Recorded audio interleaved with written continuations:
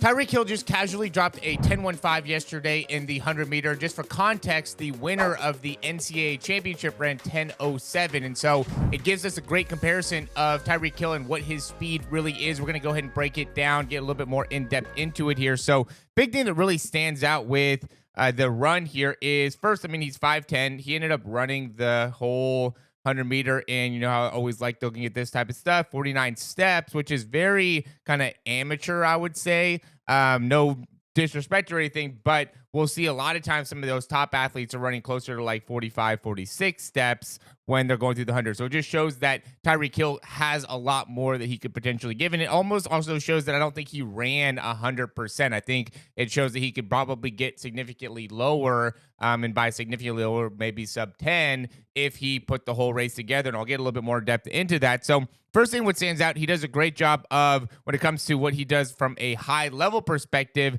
immediately gets the foot down. Watch how quickly he reacts to, I mean, this is something that we see from all the top athletes. And I think it shows just the level of speed that you have to be able to compete at the highest level. He easily has a better reaction than everybody else here and is not even a super high level track and field athlete. And so a lot of these top guys that are running in like the 9.7s, their reaction time has to just be crazy. And it's a great thing to understand and train to make it so then you could just be that better, much better of an athlete. So we can see here, he gets out very well, has a great reaction, gets that foot down in 2.4. And so that took him about 0.2 seconds, a little over 0.2 seconds to get that first foot down. And I think that what really stands out is when he pushes out, very similar. He's off by 4.1, so he's at 0.17 foot contact time. We see that a lot, but he's off at 4.1, and then the other foot comes down at 4.6. So he's almost spending no time, 0.05 seconds with his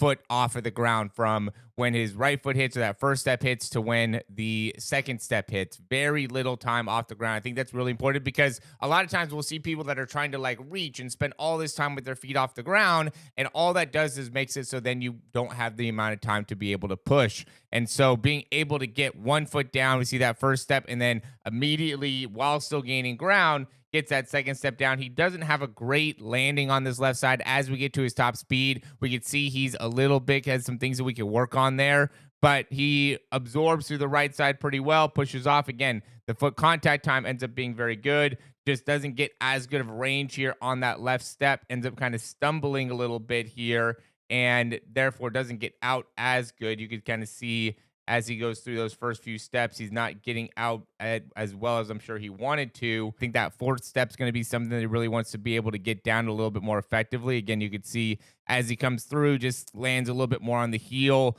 doesn't get a good reach there. He's already out in front. He's already in a really good spot, but just something that he could definitely, again, clean up. And that impacts the amount of steps, that impacts his overall speed. Just by taking one false step, it's going to cost you a couple hundreds of seconds. And so when we look at the front side, really what stands out is, I mean, love that internal rotation, does a great job of getting the knees all the way up and through. Again, we can see with that left step, he ends up not going down as well, ends up having to kind of stumble out a little bit. But as he gets to his top speed, what's really cool with that left step is we can see he's in a large degree of supination. If we could think about what the pronation is, which is when that big toe is kind of rounding inside, then we compare that to the opposite side where your pinky toe's down, which is essentially where he's here, how he is now. You can see the big toe is higher up, the pinky toe's lower down.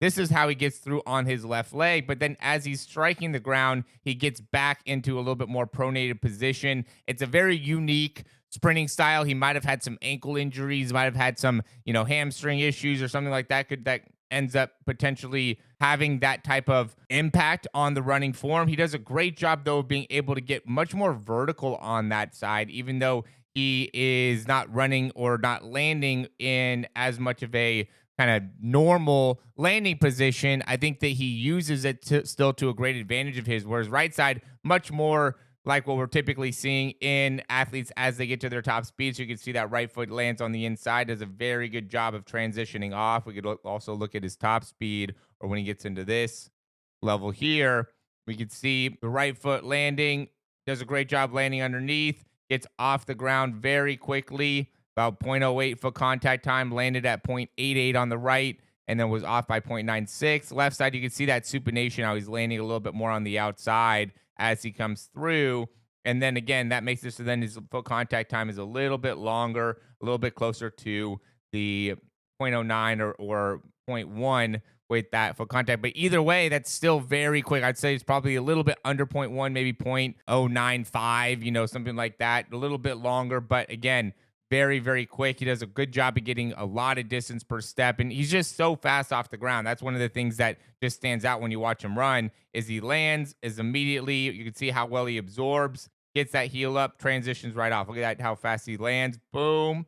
Okay, then next step here, he's already getting that heel all the way up, or next frame. So from 0.93 to 0.96, he's already ready to toe off. This one has a little bit better frame rate where we could see landing and kind of how he absorbs, how he shifts before he pushes off. Either way, it was awesome to be able to see so many different things that he was able to put together at a very high level. He's a little bit side to side too with the arms. We could see and I think that the whole thing that he does with the left side supination ends up showing itself in the right arm going off to the side there. He doesn't get as much of a straight back movement. His left arm gets a lot more kind of straight back and through, but I think he's a great example of the importance of having that upper body strength needed to be able to generate a lot of power within the lower body, because he does a great job of being very rotational there with his upper body and through his core to make it so then he generates a ton of power into the ground. You can see how explosive his legs are, how powerful his legs are. And there's just a ton to learn here, right? There's a ton that I think we could see that ends up being very helpful to understand how to better master your foot strike,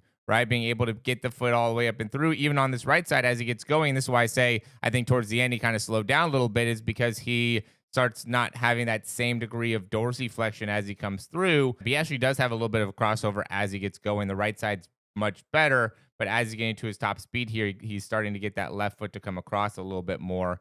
Again, I think one of those things where he's obviously not running the 100-meter all the time. This is something he just wanted to do to be able to challenge himself, get a little bit of competition in. I love it. And he ran 10.15. Very, very respectable 10.15. Non-wind aided 10.15. And is really an NFL athlete. As always, guys, thanks for watching. I hope that this ended up being beneficial for you and you found out things that you can apply to your own running. If you guys want to check out some of the things that we do to help athletes in their performance, or get a breakdown just like this, very in-depth with drills, exercises, things that you could do to improve your sprinting, go ahead and check out the description down below to find out more, and we'll talk to you soon.